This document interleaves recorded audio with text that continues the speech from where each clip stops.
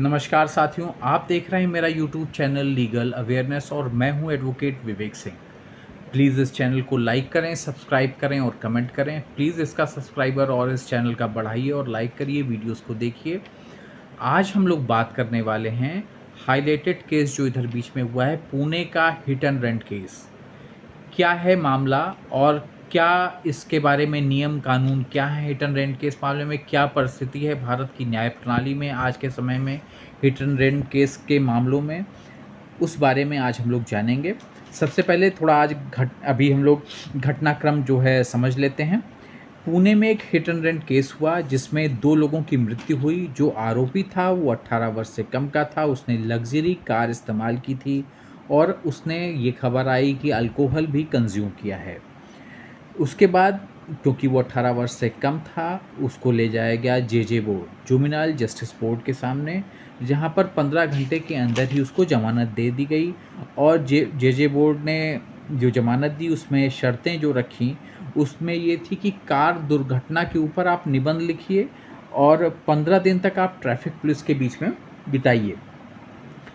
कानूनी रूप से उनका फ़ैसला सही था क्योंकि जेजे बोर्ड को जो लगा उन्होंने फ़ैसला दिया, लेकिन इस फ़ैसले की काफ़ी सारी आलोचना हुई और कंट्रोवर्सी हुई और एक विषय उठा कि इस बच्चे को जो 18 वर्ष से कम ये आरोपी है, उसको जो है जेजे बोर्ड के सामने ना पेश कर कर सीधे मजिस्ट्रेट के सामने पेश कर कर ट्रायल चलाया जाए और उसके ऊपर 304 ए के तहत मुकदमा दर्ज किया जाए। 304 ए के तहत मुकदमा जो है दर्ज करके नॉन बेलेबल ऑफेंस ये बने। इस बारे में, इस विषय में बहस चली लोगों के बीच में। अब सबसे पहले जानते हैं कि जुवेनाइल जस्टिस बोर्ड के सामने क्यों ले जाया गया और 304 ए के मुकदमे 304 ए के तहत अगर मजिस्ट्रेट ट्रायल के सामने सीधे उसको सज़ा दिलाएंगे, जिसको कहते हैं हम लोग गैर इरादतन हत्या, जिसमें 10 साल तक की सज़ा है। इसके बारे में लोगों ने कहा कि सीधे यहाँ पर लेके जाते हैं इनको।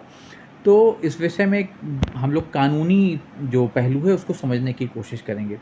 जेजे बोर्ड के सामने जो जाते हैं वो चलता है जुवेनाइल जस्टिस बोर्ड, जिसको हम लोग कहते हैं। वहाँ पर जो लोग 18 वर्ष से कम के होते हैं उनको ले जाया जाता है। अब क्या नियम है इस बारे में, इसको हम लोग समझने की कोशिश करेंगे। सेक्शन 15 है जुवेनाइल जस्टिस एक्ट का। उसमें यह है कि 18 वर्ष से कम का जो भी व्यक्ति है और गंभीर अपराध करता है तो उसको हम लोग मेजर की तरह, मतलब व्यस्क की तरह ट्रीट कर सकते हैं। ये नियम है धारा 15 का। उसमें 3 कैटेगरी है। 3 कैटेगरी, पहली कैटेगरी जो है वो पिटी ऑफेंस की है, जिसमें 3 साल तक की सज़ा है। ऐसा कहा गया जिसमें 3 साल तक की सज़ा हो, जो पिटी केसेस हैं। दूसरी कैटेगरी है जिसको कहते हैं कि सीरियस ऑफेंस, जिसमें 7 साल तक की सज़ा है। और आखिरी जो कैटेगरी है जिसको हीनियस ऑफेंस कहते हैं, जिसमें कम से कम 7 साल की सज़ा और 7 साल से अधिक की सज़ा का प्रावधान हो, इसको हम लोग हीनियस ऑफेंस कहते हैं। अब विषय ये है कि जो 304 ए में ले जाने की बात है आईपीसी के, गैर इरादतन हत्या और 10 साल तक की सज़ा का प्रावधान है उसमें। उसमें मिनिमम सज़ा डिसाइडेड नहीं है 304 ए में। मैक्सिमम सज़ा तो डिसाइडेड है कि 10 साल या उससे अधिक, लेकिन मिनिमम सज़ा डिसाइडेड इसमें नहीं है। और मिनिमम सज़ा डिसाइडेड ना होने के नाते थोड़ी कानूनी पेचीदगी है इसमें, क्योंकि सेक्शन 15 कहता है जेजे एक्ट का कि हीनियस क्राइम जो है वो उसमें कम से कम 7 साल की सज़ा या अधिक होना चाहिए और इसमें 10 साल तक की सज़ा है। मिनिमम सज़ा इसमें डिसाइडेड है नहीं, तो मिनिमम अगर डिसाइडेड नहीं है तो इसमें ले जाना मुश्किल है। अभी कुछ दिनों पहले कुछ मामले सुप्रीम कोर्ट में भी गए हैं, तो सुप्रीम कोर्ट ने भी जिसमें ऐसा कह दिया कि नहीं, ये इसको कन्वर्ट कर दिया, उसमें भी हीनियस कैटेगरी में माना नहीं सुप्रीम कोर्ट ने इसको। और क्योंकि न्यूनतम सज़ा जो है 7 साल की है और 304 ए में जो है मिनिमम सज़ा जो है, न्यूनतम सज़ा जो है डिसाइडेड नहीं है।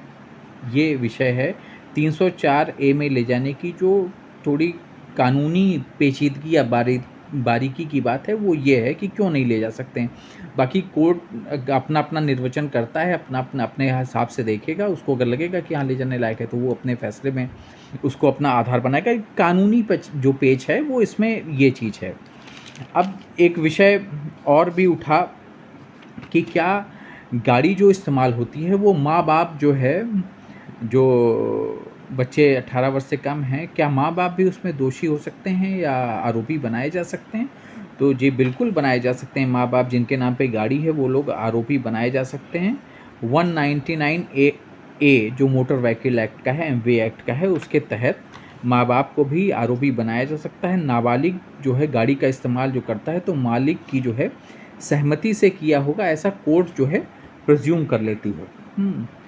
और इस मामले में जो है, जो पुणे का मामला हुआ, उसमें बाद में ड्रिंक एंड ड्राइव का भी सेक्शन जो है जोड़ दिया गया है एफआईआर में, सेक्शन 185 जो है एमवी एक्ट का, जिससे इनको फिर ज़मानत इनकी रद्द कर दी गई और बाल सुधार गृह में इनको 5 जून तक भेज दिया गया है। 17 साल 8 महीने का ये आरोपी है। तो सवाल यही बार-बार उठा कि क्या बालिग मानकर केस चला सकते हैं? हाँ, बालिग मानकर केस चला सकते हैं, क्योंकि 2015 में जेजे एक्ट में बदलाव हो गया है कि 16 से 18 वर्ष के जो भी बालक हैं, उसके बीच के जो भी बालक हैं, अगर कोई जघन्य अपराध हो गया है और तो बोर्ड ये तय करेगा, जेजे बोर्ड ये तय करेगा कि उनकी शारीरिक मानसिक क्षमता है अगर ऐसी कि वो मेजर जैसे हैं, मेजर जैसे ट्रीट किया जा सकता है, तो वो असेसमेंट अपना करेगा और व्यस के आधार पर मुकदमा चला सकता है जेजे बोर्ड।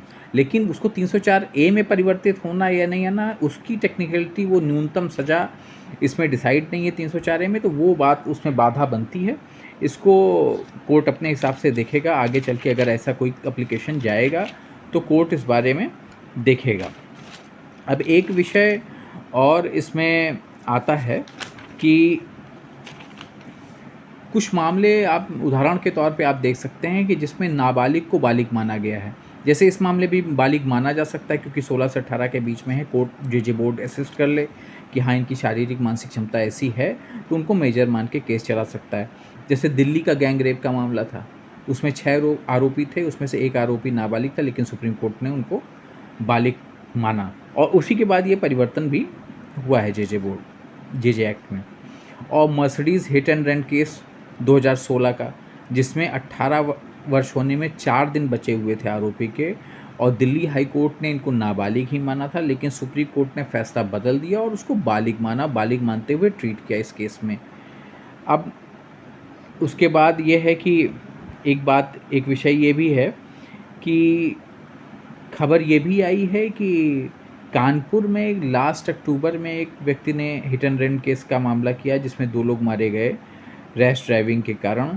अभी उसने फिर हाल ही में 4 लोगों के ऊपर हिट एंड रन केस किया, जिसमें 4 लोग जो है की मृत्यु हो गई है।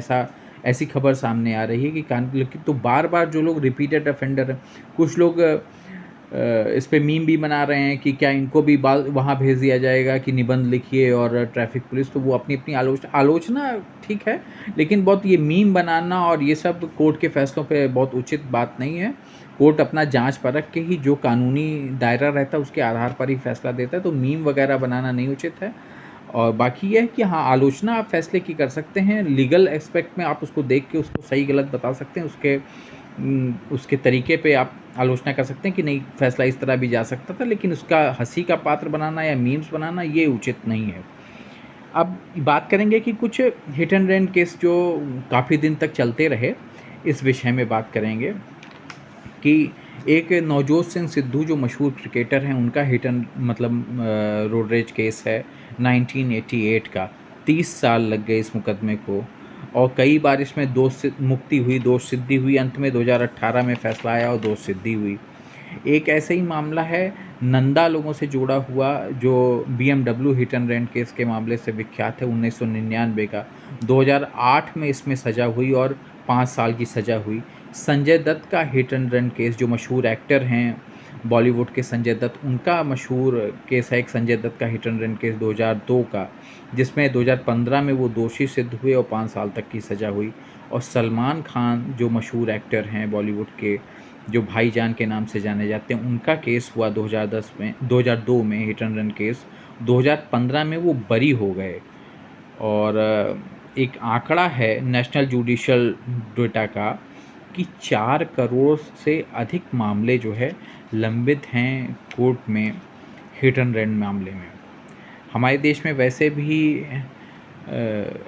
यातायात व्यवस्था को लेकर बहुत जागरूकता नहीं है लोगों में, और कम उम्र में ही बच्चे गाड़ियाँ चलाने लग रहे हैं और लग्ज़री गाड़ियाँ चलाने लग रहे हैं बच्चे, और उनसे अक्सर करके ये गलतियाँ हो जा रही हैं। और ख़ास तौर से जो ड्रिंक एंड ड्राइव के मामले हैं, ये काफ़ी ख़तरनाक हो जाते हैं, क्योंकि फिर आपका कंट्रोल ड्राइविंग पे रहता नहीं है और आप एक उन्मुखता में गाड़ी चलाते हैं, और जो निर्दोष आदमी है, जो सड़क पे कहीं जा रहा है या किसी चल रहा है या अगल-बगल कहीं खड़ा है, उसके ऊपर आपकी गलती उसके ऊपर भारी पड़ जाती है। तो ये मैंने कानूनी पहलू जो भी हैं हिट एंड रन केस के मामलों में, उसको बताने की कोशिश की है कि 304 ए में ले जाने की क्या पेचीदगी है, क्यों जेजे बोर्ड ले जाना ज़्यादा ठीक है, और कोर्ट फिर आगे खैर उस मामले में तय करेगा, और क्या क्या कितने मामले लंबित हैं हिट एंड रन केस के, या क्या कानूनी पहलू है, क्या मेजर मान सकते हैं जो लोग 18 वर्ष से कम हैं उनको, तो हाँ बिल्कुल मेजर मान सकते हैं, परिवर्तन है जेजे एक्ट में, और वो उनकी शारीरिक क्षमता ऐसी है तो बिल्कुल मेजर मान सकते हैं आप उनको। प्लीज़ इस चैनल को लाइक करें, सब्सक्राइब करें और कमेंट करें। धन्यवाद। नमस्कार। जय हिंद।